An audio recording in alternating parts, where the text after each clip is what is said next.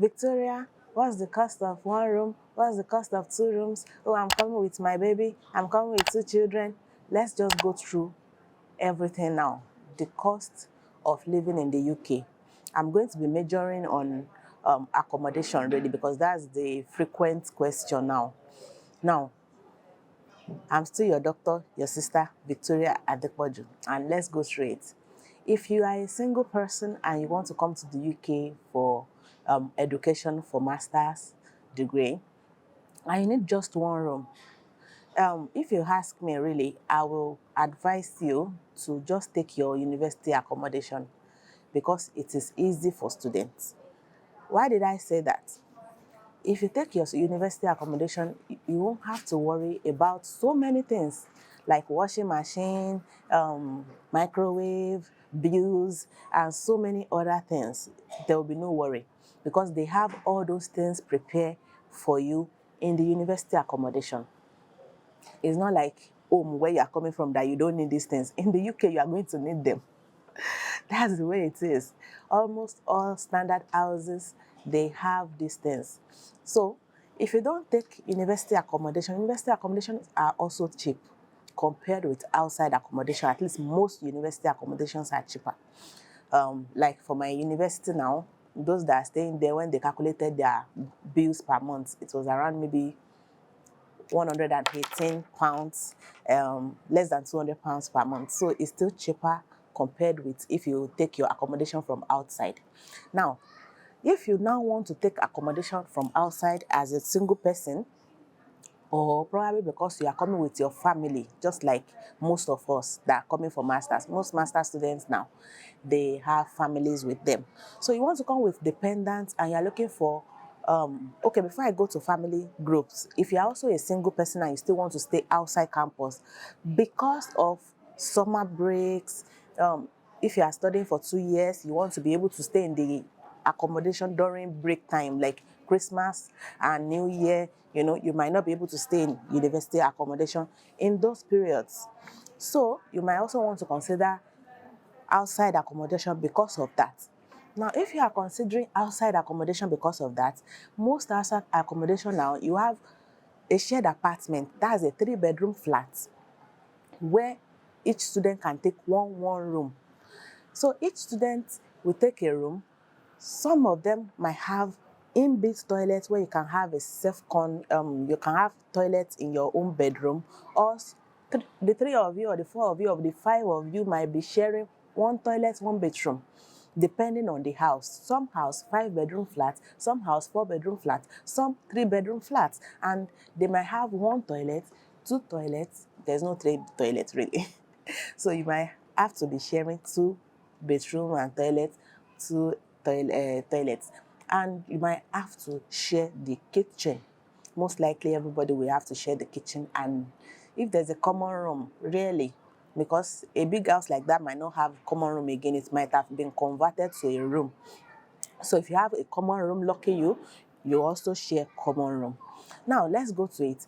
If you are staying in that kind of accommodation, you can get as low as maybe £250–300. Yes, if you are staying in a shared apartment, because a 3-bedroom flat may range from, let's say, from 1,200 to maybe 1,500.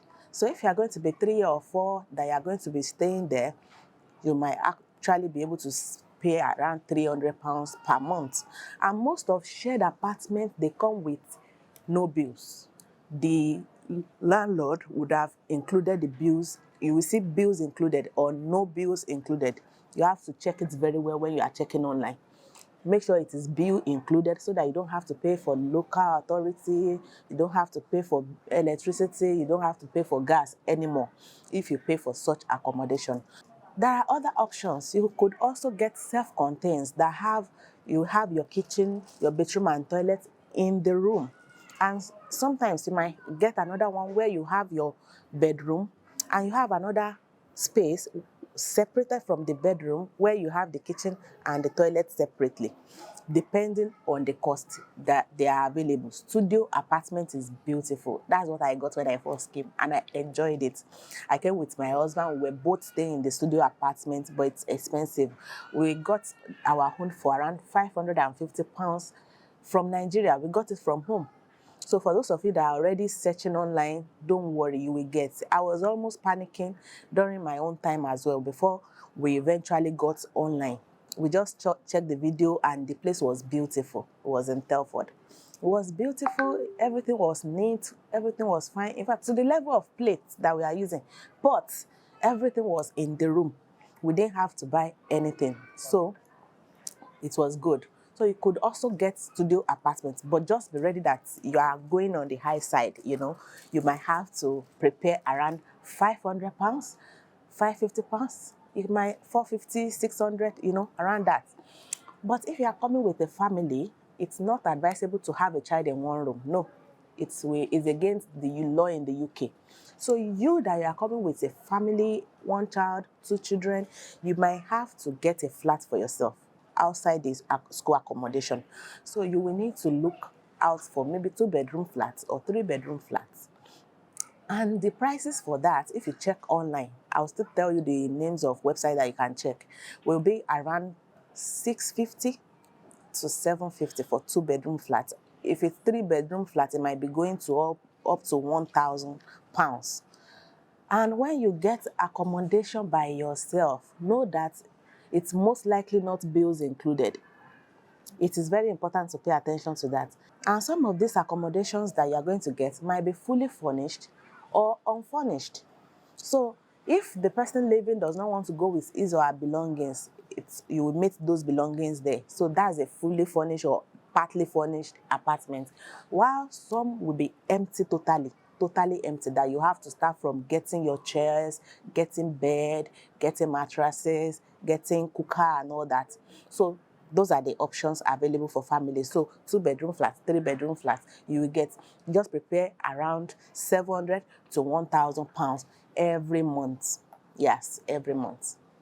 So aside the money for the accommodation, the renting money, they always collect a deposit fee that will make it that when you are paying, you are going to pay for 2 months. You pay for the main renting and you pay for deposit. It's the same amount. So they are going to collect 2 months worth money from you, but you are still paying for the first month.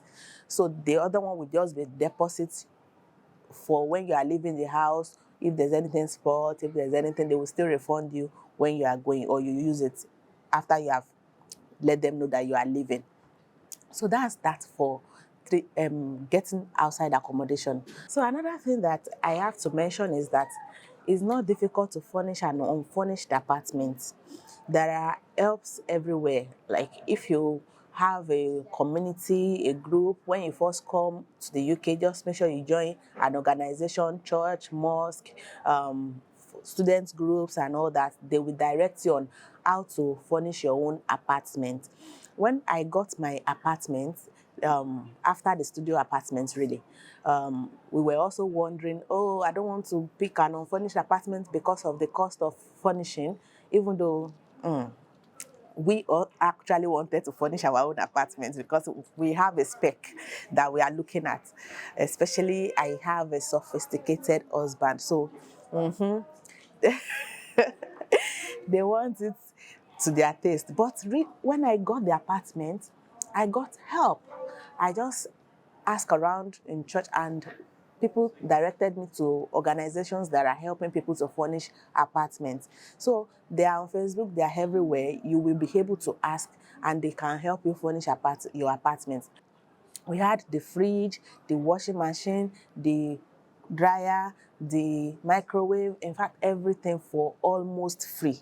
So it was not difficult. Chairs, beds, you will get everything. So don't be worried when you get an empty apartment.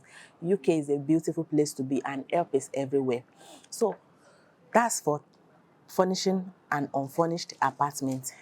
Now, where are those places where you can get these spaces? Because that's the most important question people are asking. So if you are looking for a single apartment, go to spare room. Spare room, just Google spare room. So go to spare room, you will see spare rooms, probably shared apartments where it is flat and you have to share with other people, or studio apartments. You can also find those ones on shared room online. If you are also looking for shared apartments or a single room, you can also check open rent. So open rent also have spare rooms, single rooms for people that want to share, or studio apartments for people that are interested in one room. I got our own studio apartment on spare room platform, so it was easy. But other platforms where you can get 2-3 bedroom flats, you can go to rightmove.com, you can go to Zoopla, you can go to all those other platforms to get the other places. By and large, we have been able to cover how you can get your accommodation from Nigeria, Ghana, Zambia, Zimbabwe, or wherever you are coming from. So it will be easy for you to navigate. But I have to let you know that for single people, getting rooms are easy. When it comes to 2 flat, 3 bedroom flats and all that, you will need more documents, which might be difficult at times to get in order for you to get apartment. They want to know where you are working, they want to know, have insurance, they want to be sure that you can pay, even if you have millions of naira from your country, your money will not be anything to them, because they want to be sure that when things are wrong, they have places that they can hold on to, or people that they can hold on to. So if you have somebody that can be your guarantor, or somebody that can stand in for you that is working already in the UK, it's better. It will be better for you. You will get house easily. International people struggles to get accommodation when they are here already. It might be easy, even easier when you are still in your country. They know that you are coming in. They won't scrutinize you too much. But when you are in already, it can be difficult. But if you have people that can stand for you, you have guarantor, you have work already, if you get job easily, you could also get support from there. But schools sometimes might not stand in for you. They might not be able to stand for you as guarantors. So you have to keep that in mind. But by and large, just be open-minded, keep searching, keep calling, put +44 in front of their phone numbers so that you can call from anywhere, confirm the accommodation, keep searching, you will get definitely, so that you don't spend so much money on Airbnb or hotels before you get settled in the UK.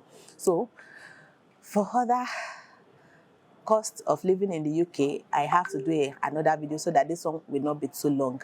So I'll see you in the next video. Thank you.